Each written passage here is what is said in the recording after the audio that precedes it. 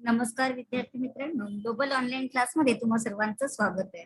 UGC net set 2022 विषय Marathi paper 2 त्यामध्ये आज आपण घटक 3 बघतो आहे.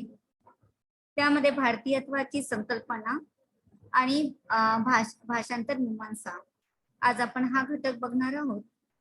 तर यामधलं आज हे व्याख्यान पहिलं आहे आणि क्लास सुरू करण्यापूर्वी नव्याने प्रवेश घेणाऱ्या विद्यार्थ्यांसाठी विशेष सूचना की मराठीमध्ये तुम्हाला 20 मॉक टेस्ट मिळणार आहेत, संपूर्ण अभ्यासक्रमावरील नोट्स तुम्हाला मिळणार आहेत, व्हिडिओ लेक्चर्स मिळणार आहेत, सरावासाठी वस्तुनिष्ठ प्रश्न म्हणजे MCQs तुम्हाला मिळणार आहेत, PYQ PDF प्लस पेपर 1 म्हणजे मागील वर्षाचे पेपर सुद्धा सोडून घेण्यात येणार आहे.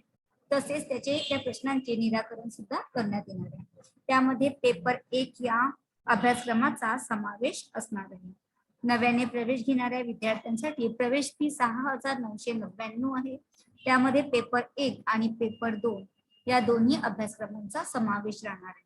जर तुम्हाला संपर्क साधायचा असेल तर 8179138413 या व्हॉट्सअपवर संपर्क साधू शकता किंवा मेसेज करू शकता किंवा ग्लोबल ऑनलाईन मराठी हा ऍप डाउनलोड करून अधिक माहिती मिळवू शकता.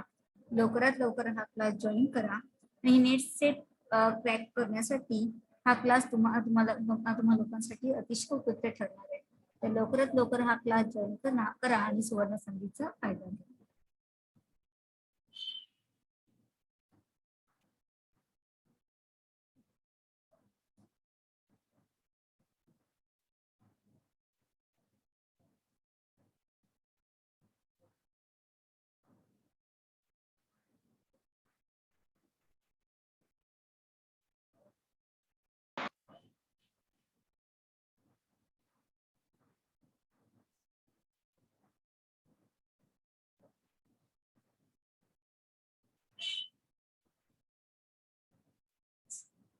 आज आपण घटक 3 बघणार आहोत. भारतीयत्वाची संकल्पना आणि भाषांतर मीमांसा. तर आज पहिले आपण भाषांतर मीमांसा विषयी बघूया आणि नंतर भारतीयत्वाची संकल्पना.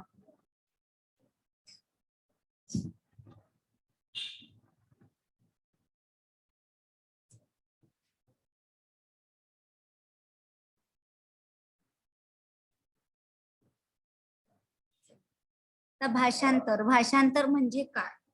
तर भाषांतर म्हणजे आपल्याला माहिती आहे की ट्रान्सलेशन आपण म्हणतो. तर भाषांतर संज्ञेसाठी इंग्रजीमध्ये ट्रान्सलेशन या अर्थी शब्द वापरला जातो. तर ट्रान्सलेशन या शब्दाची उत्पत्ती लॅटिन भाषेतील ट्रान्स आणि लेशन या शब्दांनी झाली आहे. ट्रान्स या शब्दाचा अर्थ पूर्ण, अक्रॉस और बियॉन्ड म्हणजे पलीकडे, दुसऱ्या ठिकाणी किंवा स्थिती, आणि लेशन या शब्दाचा अर्थ घेऊन जाण्याची क्रिया म्हणजेच एका भाषेतून दुसऱ्या भाषेत घेऊन जाण्याची क्रिया असा होतो. ट्रान्सलेशन या शब्दाला मराठीमध्ये भाषांतर आणि हिंदीमध्ये अनुवाद या संज्ञा रूढ आहेत. मात्र इंग्रजीमध्ये दोन्हीसाठी एक संज्ञा असली तरी हिंदीतील अनुवाद या संज्ञेची उत्पत्ती संस्कृत भाषेमध्ये आढळते. अनुवाद ही संज्ञा मूळ धातू वद याचा अर्थ बोलणे किंवा सांगणे आणि त्याला लागलेला अनु हा उपसर्ग त्याचा अर्थ मागील असा आहे. म्हणजे वद या धातूला अनु हा उपसर्ग जोडल्याने अनुवाद ही संज्ञा तयार झाली. म्हणजेच आधी कोणी सांगितल्यानंतर सांगणे असा रूढ अर्थ प्राप्त झाला. तर शब्दकोशांमधून भाषांतर आणि अनुवाद यांचे अर्थ एकाच अर्थी दिलेले आहे. आता भाषांतरांची पूर्व परंपरा. त्या आधुनिक जगामध्ये आज भाषांतराला महत्वाचे स्थान प्राप्त होऊ लागले आहे. भारतामध्ये भाषांतर या अभ्यास शाखेचा विचार करत असताना ऋग्वेदापासूनची परंपरा विचारात घ्यावी लागते. मराठी भाषेचा विकास हा संस्कृत, प्राकृत, अपभ्रंश असा झालेला आहे. त्या काळात निर्माण झालेले साहित्य हे आज आपल्यापर्यंत पोहोचले आहे. ते भाषांतराच्या आधारे भारतीय साहित्यात आढळणारी संस्कृत पुराणे, इतिहास, आध्यात्मिक ग्रंथ यावरून निर्माण झालेली उपनिषदे, भगवद्गीता, भागवत, रामायण, महाभारत इत्यादी ग्रंथ आज भाषांतरामुळे सर्व भाषेत पोहोचले आहेत. मराठी भाषेतील सर्वात पहिले भाषांतर म्हणून ज्ञानेश्वरी या ग्रंथाचा उल्लेख करता येईल, कारण की ज्ञानेश्वरीला मराठीमध्ये आले होतं. नंतर संत ज्ञानेश्वरांनी संस्कृत मधील भगवद्गीतेची टीका म्हणून निर्माण केलेला हा ग्रंथ एक भाषांतरच म्हणता येईल. त्यानंतरच्या काळात अनेक संत पंडित कवींनी संस्कृत काव्य आधाराला घेत त्यांचीच भाषांतरे केलेली आहे. पहिले भरपूर काव्य काही ओव्या वगैरे होत्या त्या पहिले संस्कृत मध्ये रचल्या जायच्या, पण बऱ्याच जणांना संस्कृत समजत नसल्यामुळे ती त्याचे भाषांतर करण्यात येत होतं. म्हणजे भरपूर जणांना मराठी ही भाषा कळत होती, त्यामुळे त्याचे भाषांतर मराठीत होऊ लागली होती. म्हणजे आधीपासूनच भाषांतर ही प्रक्रिया होती. तर प्राचीन साहित्यातील बहुतांशी आख्यान कविता या पंडित कवींनी भाषांतरित केलेल्या आहे. भाषांतराची सुरुवात ही पाश्चात्य देशात झाली आहे असे अभ्यासक मानतात, पण भारतीय साहित्याचा विचार करता ही परंपरा भारतातूनच जगभर पसरली आहे. भारतीय साहित्यापेक्षा या संकल्पनेचा विचार अधिक प्रमाणात पाश्चात्यांनी केला, म्हणून भाषांतर शास्त्राचा विचार करताना ही परंपरा पाश्चात्याकडून आपल्याकडे आली असे मानले जाते.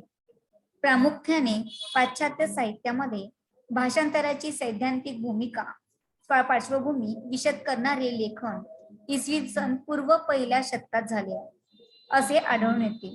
पहिल्या शतकातील सिसेरो, होरॅस पासून 17व्या शतकातील फ्रेंच मानवतावादी विचारवंत एटिनी, डोलेट, टिंडेल आणि 19व्या व 20व्या शतकातील Dryden, Matthew Arnold, Roman Jakobson, Walter Benjamin, Julian House, George Steiner, Susan Bassnett, Andre Lefevere, Edwin Gentzler, Gideon Toury, Eugene Nida, J C Catford, Anton Popovic या पाश्चात्य अभ्यासकांनी भाषांतर मीमांसा या संकल्पनेला महत्वपूर्ण योगदान दिले आहे. यामुळे ही परंपरा पाश्चात्यांची आहे असे मानली आहे, कारण की भाषांतरावर पाश्चात्य लोकांनी जास्त अभ्यास केलेला आहे, म्हणून भाषांतराची परंपरा पाश्चात्यांनी केलेली आहे असं मानलं जातं. पण ही तसं तर भारतामध्ये सुरुवात झालेली होती. नंतर लक्ष्मणशास्त्री जोशी यांनी एक व्याख्या दिलेली आहे की भाषेचा वापर म्हणजे भाषांतर. तर भाषा व्यवहार हा 3 प्रकारचा बोलणारा व लिहिणारा अर्थ संप्रेषण करतो, परंतु साधारणतः अनुवाद म्हणजे दुसऱ्या भाषेत अनुवाद असे आपण समजतो. अन्य भाषिक अनुवादालाच भाषांतर असे म्हणतात. आता भाषांतराचे वर्गीकरण केलेले आहे. भाषांतराचे वर्गीकरण पुढील प्रमाणे पाहता येईल. शब्दानुवाद हा प्रकार ड्रायडन या पाश्चात्य अभ्यासकांनी मांडलाय.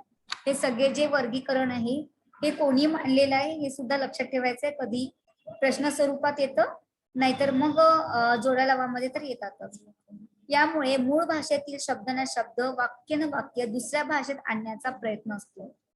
मूळ भाषेतील संहिता शब्दशः समजावून सांगायची हा उद्देश असेल तर संहितेला आपोआप प्राधान्य दिले जाते. या अनुवादाला शब्दानुवाद म्हणतात. या स्वरूपाच्या भाषांतरामध्ये कलाकृतीच्या संहितेचे शब्दशः भाषांतर करण्यावर अधिक भर दिला जातो. शब्दानुवाद हे प्रामुख्याने तत्वज्ञान, विज्ञान, तंत्रज्ञान, कायदे, गणित विषयक या तथ्यात्मक विचार प्रधान वाङ्मयाच्या संदर्भात केले जाते. या अभ्यास शाखांमध्ये शब्दानुवादाचा अधिक उपयोग होत असतो. या भाषांतराला साहित्याच्या अनुवादामध्ये अधिक प्राधान्य दिले जाते, कारण की जेव्हा भाषांतर करतो तेव्हा शब्दानुशब्द, वाक्यानं वाक्य बदललं जातं. आता भावानुवाद या भाषांतरालाच मूलमुक्त अनुवाद असेही म्हटले जाते. साहित्य कृतीमध्ये भावार्थाला अधिक महत्व असते. भावार्थ लक्ष्य भाषेत उतरवण्याचा प्रयत्न असतो. मूळ संहितेची भाषा व्यक्त करायची नसल्यास त्याचा अनुवाद करताना तो मूलमुक्त अनुवाद केला जातो. भावानुवाद प्रामुख्याने कथा, कादंबरी, काव्य, नाटक इत्यादी भावनाप्रधान ललित वाङ्मयाचे अनुवाद करताना वापरला जातो. या प्रकारचा अनुवाद करण्यासाठी अत्यंत कठीण जातो. सृजनशील साहित्यासाठी ही पद्धत अन्वयार्थ असते. भावानुवाद म्हणजे भावनिक, जो कादंबरी, काव्य, नाटक, कथा याच्यामध्ये कधी शोकात्मिका, है ना, कधी सुखात मी का, अशा ज्या भावना व्यक्त केल्या जातात त्याला जेव्हा अनुवाद करायचा असेल तेव्हा सृजनशील वाक्याने करावं लागतं. त्यामध्ये ट्रान्सलेशन करताना जेव्हा आपण त्याचं भाषांतर करत असतो तेव्हा त्या भाषांतरामध्ये फरक व्हायला नको, अशा त्या सृजनशील पद्धतीने ही भावनिक भावानुवाद केला जातो. आता छायानुवाद. छायानुवादाला शब्द प्रतिशब्द अनुवाद म्हटले जाते. या प्रकारच्या अनुवादामध्ये अनुवादकाला अनुवादातील पदक्रम बदलवण्याचे स्वातंत्र्य नसते. म्हणजे जसंच्या तसंच शब्द तिथे भाषांतर करावं लागतं. कधी कधी जेव्हा आपण मराठीतले इंग्लिशमध्ये ट्रान्सलेट करतो तेव्हा वाक्य थोडंसं शब्द इकडे तिकडे होतात. पण या छायानुवादामध्ये शब्द प्रतिशब्द म्हणजे शब्द जसे तसेच त्या ठिकाणी यायला हवे, त्याच्यामध्ये पदक्रम बदलण्याचं स्वातंत्र्य नसतं. तर विज्ञान व कायदेविषयक विषयांमध्ये असा अनुवाद केला जातो. तर शासकीय व्यवहारांमध्ये असे भाषांतर केले जाते किंवा करून घेतले जाते. नंतर सारांश अनुवाद, म्हणजे एखादा सारांश असेल त्याला अनुवाद करायचं. तर सारानुवादामध्ये स्तोत्र भाषेतील सामग्री लक्ष्य भाषेमध्ये मांडत असताना तिचे संक्षिप्तीकरण केले जाते. जर एखादं खूप मोठं असेल तर त्याला आपण संक्षिप्त रूपात सारांश रूपात भाषांतर करणं. तर हे कोणत्या प्रकारात वापरलं जातं या भाषांतराचं, तर प्रशासनिक, कार्यालयीन, न्यायालयीन, प्रशासनिक चर्चांमध्ये वृत्तांत कथन करणे अशा ठिकाणी या सारांश अनुवादाचा वापर केला जातो. आता व्याख्यानुवाद. व्याख्यानुवाद या प्रकारचा अनुवाद फारसा होताना दिसून येत नाही. तर स्रोत भाषेतील मजकूर लक्ष्य भाषेत अनुवादित करताना बऱ्याचदा मूळ व्याख्या केली जाते. अनुवादाच्या आधारे मूळ भाषेतील ज्ञान व शैली काही प्रमाणात अनुवादित साहित्यामध्ये येत असतात. म्हणजे एखादी कोणी जर व्याख्यान वगैरे देत असेल तर त्याचा तशाचा तसा मजकूर न करता त्यातल्या जो काही मोजकाच मजकूर आहे, एखादी व्याख्या आहे किंवा त्यांनी सांगितलेलं एखादं वाक्य आहे तोच भाषांतरित केला जातो. आता मौखिक अनुवाद, जसं आपण बोलतो त्यानुसार ते भाषांतर करायचं. ज्याची भाषा आपल्याला कळत नाही आणि आपण काय बोलतो आहोत हे भिन्न भाषकांना कळत नाही. जसं माझी भाषा मराठी आणि समोरच्यांची भाषा तमिळ असेल, एखादी गुजराती असेल, तर मग अशा वेळेस आपल्याला एकमेकांची भाषा आपण एकमेकांना काय सांगतोय ते कळत नाही. कारण की सगळ्यांच्या भाषा जेव्हा वेगवेगळ्या असतात तेव्हा अनुवादाची गरज पडते. तर तेव्हा मौखिक अनुवादच महत्वाचा ठरत असतो. तर अनुवाद हा दोन्हीच्या मध्ये कार्य करणारा दुवा म्हणून कार्य करत असतो. जर आपण एखाद्या फॉरेनला गेलो, विदेशामध्ये एखाद्या व्याख्यान जर करायचं असेल तर तिथे सगळे इंग्लिश बोलणारे असतात आणि आपली जर मराठी असेल तर तिथे एक अनुवादक असतो. तो आपण मराठी बोलतो आणि तो त्या इंग्लिश भाषेमध्ये किंवा जिथली फ्रेंच भाषा असेल जिथली असेल तर ते भाषांतरित करत सांगत असतो. जसं आंतरराष्ट्रीय परिषदा वगैरे जे आहे त्या ठिकाणी असे ट्रान्सलेटर तिथे असतात. तर तो ते मौखिक अनुवादामध्ये असतं. तर अनुवाद हा दोन्हीच्या मध्ये कार्य करणारा दुवा म्हणून कार्य करत असतो. तर मौखिक अनुवादामध्ये दोन पक्ष सर्वस्वी अनुवादकावर अवलंबून असतात. मौखिक अनुवादाची गरज मंत्रालय, शासकीय कार्यालय, कारखाने, औद्योगिक कंपन्या, पर्यटन क्षेत्रे, आंतरराष्ट्रीय परिषदा, जागतिक परिषदा अशा कितीतरी ठिकाणी मोठ्या प्रमाणात असते. एखादी सिंधुताई सपकाळ पण अवघीच 4थ्या पास झालेल्या त्या वराडी भाषेत एका परिषदमध्ये गेल्या होत्या, पण तिथे ट्रान्सलेटर असल्यामुळे त्यांनी वराडी भाषेमध्ये व्याख्यान दिलं आणि ट्रान्सलेटर त्यांना त्यांच्या भाषेमध्ये सांगत होता. म्हणजे अशा प्रकारच्यांना ते मौखिक अनुवाद असं म्हटलं जातं. रूपांतर. मूळ साहित्यकृतीचा घाट बदलला तरी त्याचा आशय बदलत नाही. ते हे कार्य रूपांतरामध्ये केले जाते. या अनुवादाचाच एक भाग मुक्त छंदानुवाद याचा उल्लेख कल्याण काळे यांनी केलेला आहे. अनेक इंग्रजी नाटकांचे मराठीमध्ये अनुवाद न होता त्यांचीच रूपांतरे झाली आहे. त्यांचंच ट्रान्सलेट इथे केलेलं आहे. नंतर आहे अनुकृती. हा प्रकार ड्रायडनने मांडला आहे. या प्रकारच्या अनुवादामध्ये अनुवादक शब्द आणि अर्थ यामध्ये बदल करण्याचे स्वातंत्र्य घेतो. मूळ साहित्यकृतीमधून थोडाफार भाग घेऊन ती कलाकृती निर्माण करतो व तीही स्वतःचीच म्हणून फक्त अनुवाद हा त्याचा मूलाधार ठरतो. अनुकृती म्हणजे एखाद्या साहित्याचं अनुकरण करणं, त्याला अनुकृती असं म्हटलं जातं. पण ती अनुकरण करताना त्यातला थोडासा भाग घ्यायचा आणि बाकीचं आपलं टाकायचं आणि नाव आपलं स्वतःच द्यायचं, असं त्याला अनुकृती असं म्हटलं जातं. म्हणजे आपण कुठलं तरी अनुकरण करतो आहे. आता भाषांतर प्रक्रिया. मॅडम, हा, अनुकृती डबल एकदा सांगा पण थोडं. हो. अनुकृती म्हणजे एक प्रकारचं अनुकरण. जसं एखादा व्यक्ती काही करतो आहे, त्याच पाहून आपण तसंच पाहून करतोय, पण त्याच्यामध्ये थोडासा आपण बदल करून आपली स्वतःची कृती आहे असं दाखवणं, त्याला अनुकृती असं म्हटलं जातं. अनुवादामध्ये अनुवादक शब्द आणि अर्थ यामध्ये बदल करण्याचे स्वातंत्र्य असते.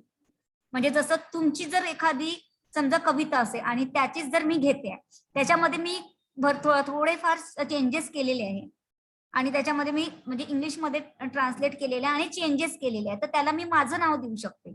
म्हणजे मी तुमच्याच कवितेचं अनुकरण केलेलं आहे, पण त्याच्यामध्ये मी माझे काही शब्द टाकलेले आहे, तर त्याला ती अनुकृती असं म्हटलं जातं. कळलं?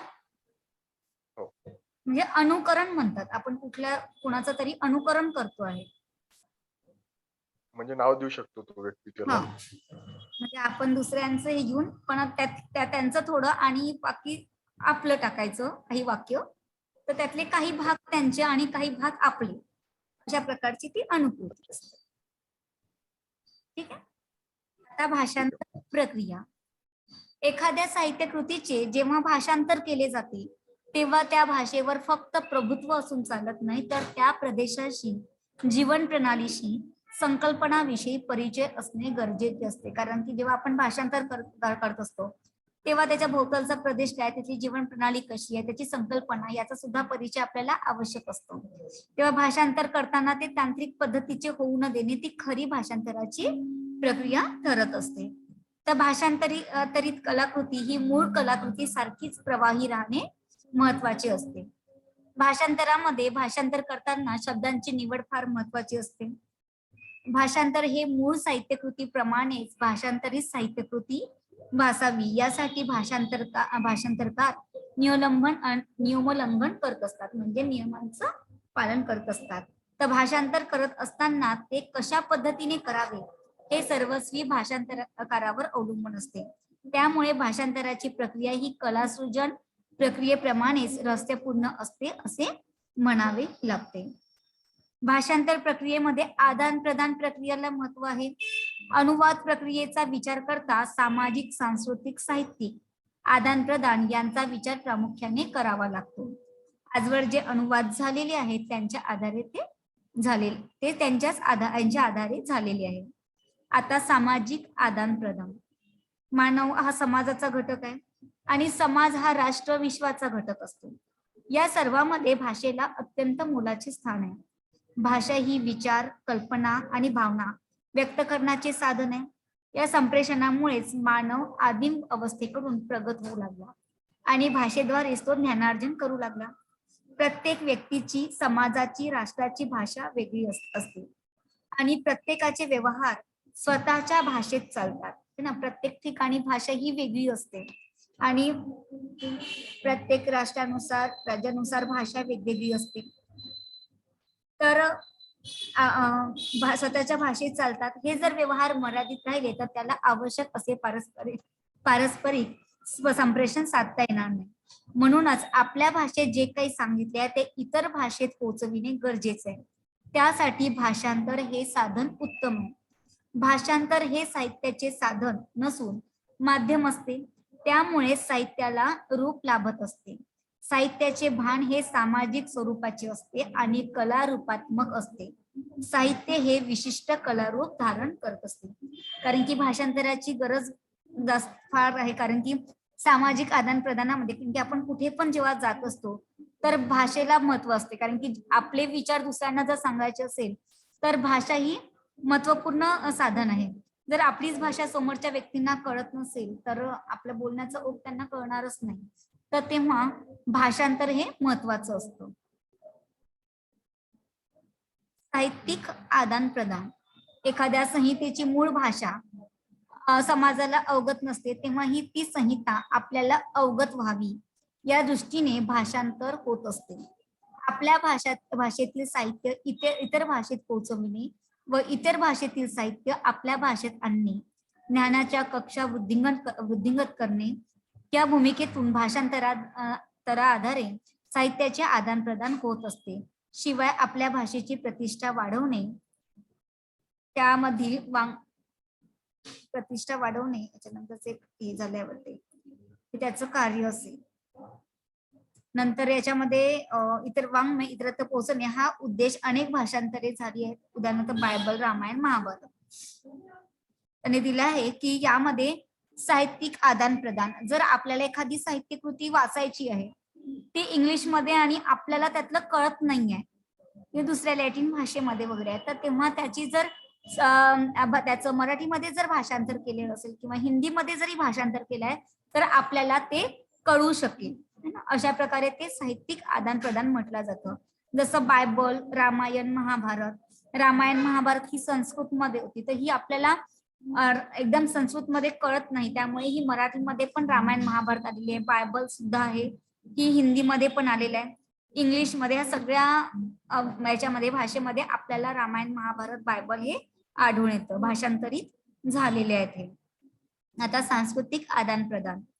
जगाच्या कोणत्याही कोपऱ्यात नांदणाऱ्या दोन संस्कृतींना एकत्र आणण्याचे महत्वपूर्ण कार्य अनुवाद करत असतो. अनुवाद म्हणजे भाषांतर.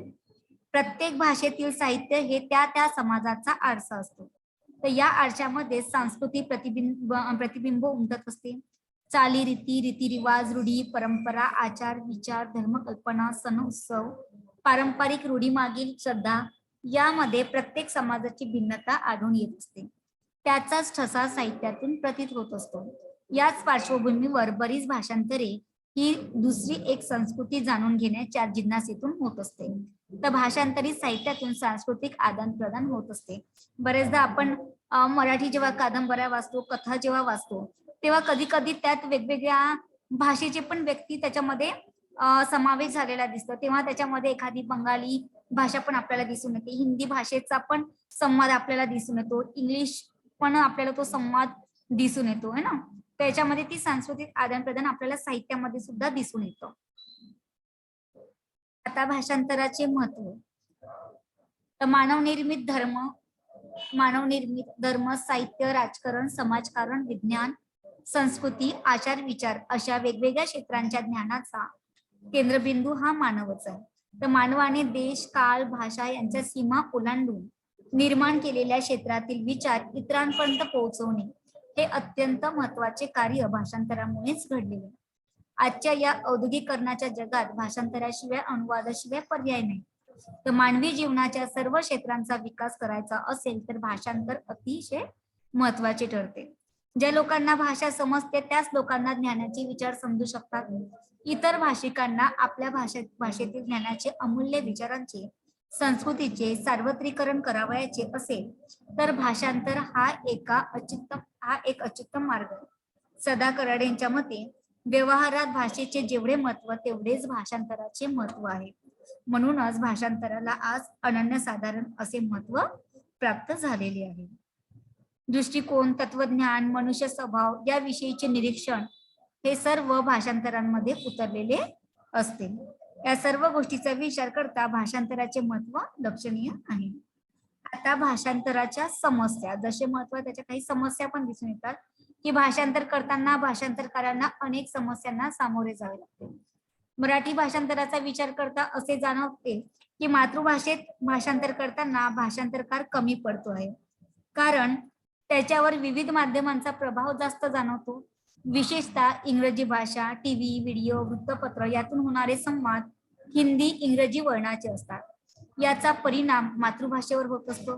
मग ती मातृभाषा इंग्रजी, हिंदीची मिश्रित भाषा तयार होते.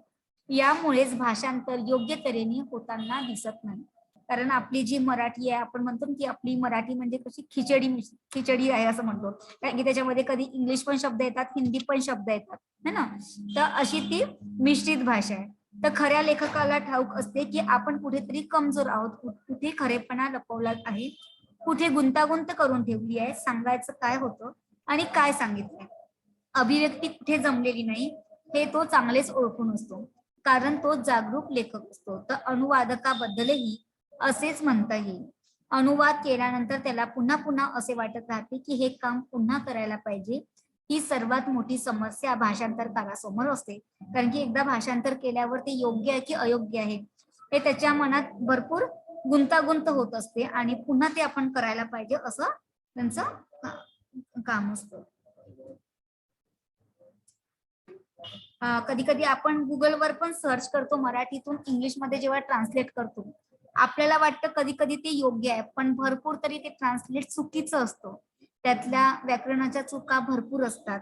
तर याच आपल्याला उलगडता आलं पाहिजे. याच भरपूर आपल्या त्या भाषांतरामध्ये समस्या आपल्याला आढळून येतात. आता ज्ञानेश्वरांचा कालखंड. मराठी साहित्यामध्ये प्राचीन किंवा मध्ययुगीन कालखंडातही भाषांतरे झाली आहे. या काळामध्ये झालेली भाषांतरे ही धार्मिक ग्रंथाची होती. टीका हा त्यांचा मुख्य भाग आहे. त्या आधारे अनेक ग्रंथ निर्मिती झाली आहे. या काळात जे ग्रंथ उदयाला आले ते छायानुवाद, भावानुवाद या अनुवादाच्या प्रकारामध्ये समाविष्ट होणारे आहे. धर्मग्रंथ लिहिले गेले ती भाषा आज अस्तित्वात नाही, ती आज बोललीही जात नाही. त्या भाषेतील हे ग्रंथ अनुवादित, भाषांतरित, रूपांतरित अशा स्वरूपात आपल्यापर्यंत पोहोचले आहेत. धर्मग्रंथाची भाषांतरे करताना अनेक समस्या निर्माण होत असतात. मूळ ग्रंथातील संकल्पना किंवा मंत्र, संस्कृत वाक्यरचना लक्ष्य भाषेत योग्य प्रकारे भाषांतरित करता येत नाही. त्यातील पावित्र्य, श्रद्धा कमी होते असा एक समज असल्याने अनुवाद करताना अनुवादकाने प्रथम ग्रंथाचे काटेकोरपणे आकलन करणे अत्यंत महत्वाचे आहे.